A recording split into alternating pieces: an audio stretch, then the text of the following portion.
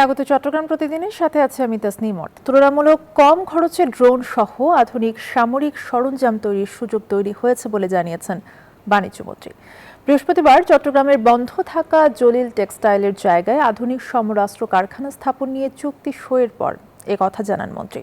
এ সময় প্রতিরক্ষা সক্ষমতা বাড়ানোর উপর গুরুত্ব দেওয়ার কথা জানান প্রধানমন্ত্রীর প্রতিরক্ষা উপদেষ্টা। নয়ন বড়ুয়া জয়ের তথ্যচিত্রে ডেস্ক রিপোর্ট।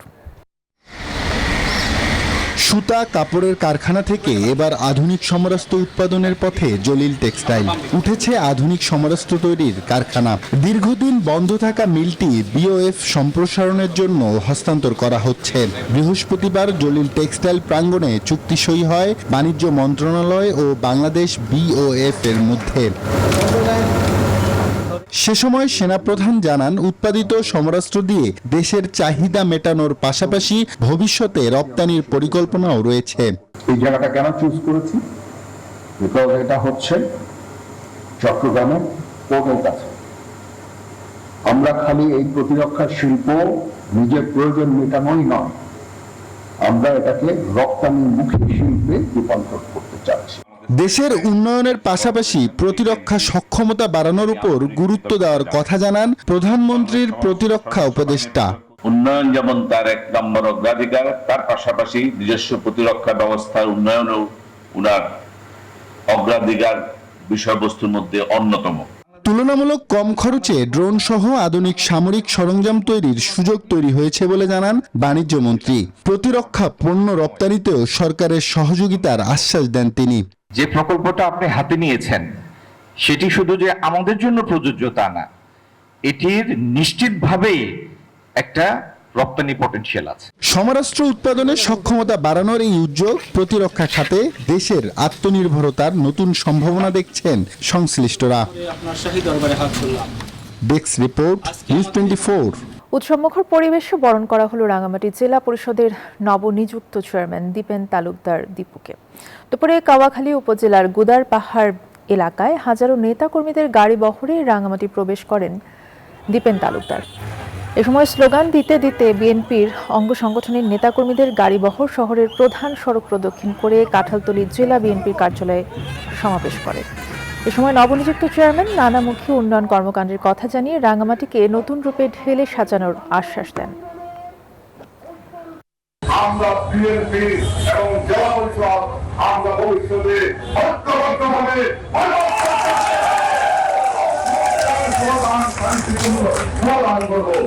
দীর্ঘদিন সংস্কার না হওয়ায় ফেনীর দাগনভূঞার কেরুনিয়া সড়কের বেহাল অবস্থা। এর ফলে জনদুর্ভোগ চরমে পৌঁছেছে। এ বিষয়ে আরো জানাতে ফেনী থেকে আমাদের সাথে যুক্ত আছেন সহকর্মী মোহাম্মদ ইয়াসিন সুমন। তার কাছ থেকে জানবো বিস্তারিত। ইয়াসিন, একটু জানাবেন যে সড়কের এই যে বেহাল দশা, সংশ্লিষ্ট যারা রয়েছেন তারা কি বলছেন এই বিষয়ে? টেন্ডারের গ্যাডাকলের পৃষ্ঠ ফেনীর দাগনভূঞার কেরুনিয়া সহ আশপাশের কয়েকটি গ্রামের মানুষ। আমি এখন যেখানে রয়েছি সেটি হচ্ছে দাগনভূঞা বাজার থেকে একেবারে নিকটে কেরুনিয়া সড়ক।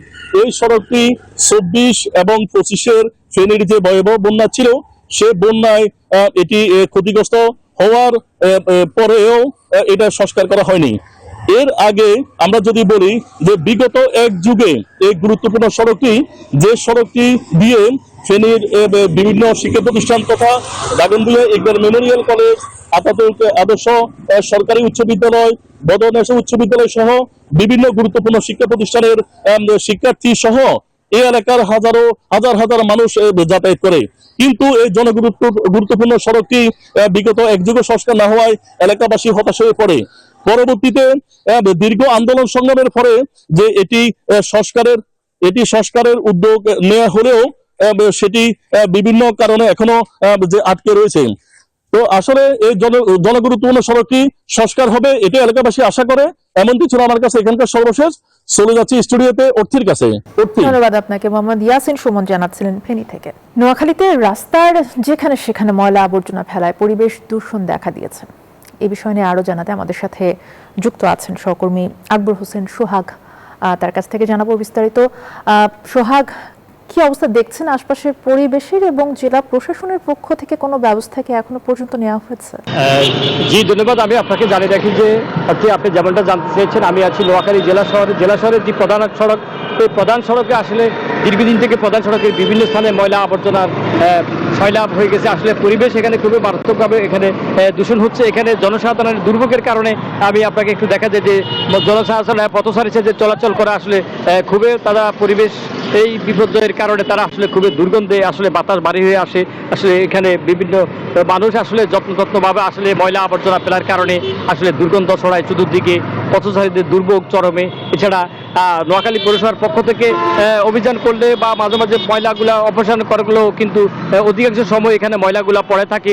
এখানে আমি আপনাকে একটু দেখাই যে এখানে এই আমার পাশে যে ইয়েটি আছে, এটি ছাগলমারা খাল। এই খালটা আসলে ময়লা আবর্জনার কারণে দূষিত হয়ে আসলে পানিগুলা ভরাট হয়ে গেছে। এখন ময়লা আবর্জনা দুর্গন্ধ চতুর্দিকে আসলে বাতাসে ছড়িয়ে যায়। এখানে পরিবেশ একদিকে মশা মাছি এবং ডেঙ্গুর ও প্রাদুর্ভাব এখানে জন্মায়। আসলে সব মিলে আমি যদি আপনাকে জানাই যে নোয়াখালী পৌরসভার পক্ষ থেকে মাঝে মাঝে একটু অপসারণ করা হয় এবং তারা ডাম্পিং স্টেশন নেয়, কিন্তু তারা আসলে অধিকাংশ সময় দিনের বেলায় আসলে রাত 8টা পর্যন্ত এই ময়লাগুলো এখানে জমে থাকার কারণে পরিবেশ খুবই বিপর্যয় ঘটে। সব মিলে এখানে আমি এই বিষয়ে কথা বলছি নোয়াখালী পৌরসভার নির্বাহী প্রকৌশলীর সাথে। তিনি আমাকে জানিয়েছেন যে প্রতিদিনে তাদের এই ময়লা আবর্জনাগুলো অপসারণ করার জন্য পৌরসভার কর্মচারীরা তারা কাজ করে, কিন্তু তারা আরও ব্যাপকভাবে তারা এই বিষয়ে অভিযান করবেন। আসলে সব মিলে এই ছিল আমার কাছে নোয়াখালী থেকে সবচেয়ে স্টুডিওতে অর্থী।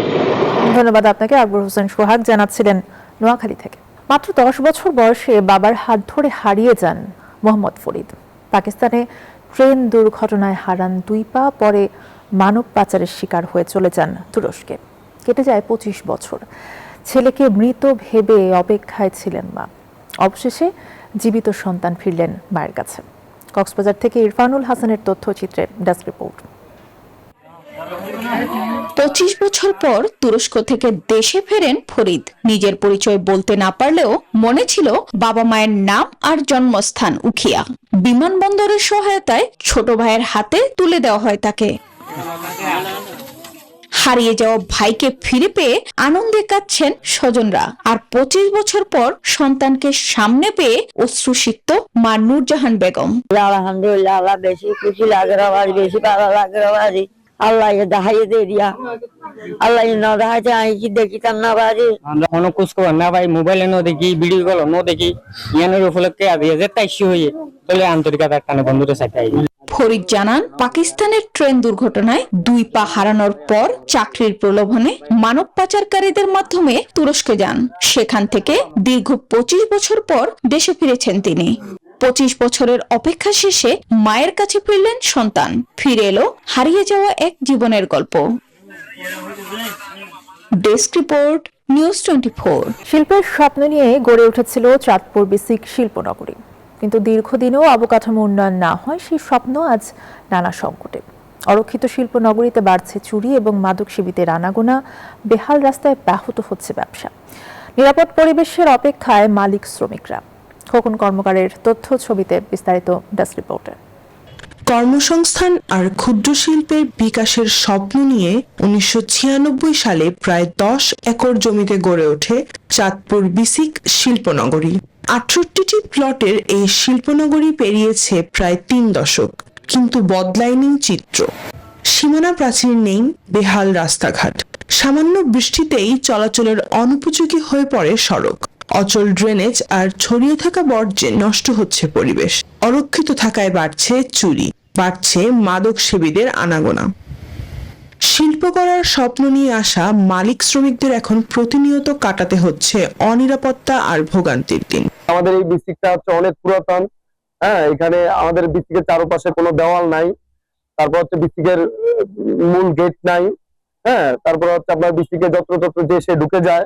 উৎপাত আছে, রাত হলে চিন্তার একটা ব্যাপার আছে। আমরা এখানে নিরাপত্তা চাই আর এখানে সৌন্দর্যের একটা ব্যবস্থা চাই। সমস্যা সমাধানে অবকাঠামো উন্নয়ন বাজেট ঊর্ধ্বতন কর্তৃপক্ষের কাছে পাঠানোর কথা জানিয়েছে বেসিক। আমাদের বাউন্ডারি ওয়াল সহ আমাদের গেটের বা নিরাপত্তা যে বিষয়গুলো, সেই বিষয়গুলো আমরা আমাদের একটা পরিকল্পনা কি কি অবকাঠামোগত উন্নয়ন লাগতে পারে, এই ধরনের এস্টিমেট আমরা আমাদের প্রধান কার্যালয়ে প্রেরণ করেছি। প্লট বরাদ্দের পাশাপাশি সুন্দর পরিবেশ নিশ্চিত করা গেলে সরকারের কোটি কোটি টাকার এই প্রকল্প টিকে থাকবে বলে মনে করেন সংশ্লিষ্টরা। Text report, news 24। এই ছিল এখনকার সংবাদে। এতক্ষণ সাথে থাকায় ধন্যবাদ সবাইকে।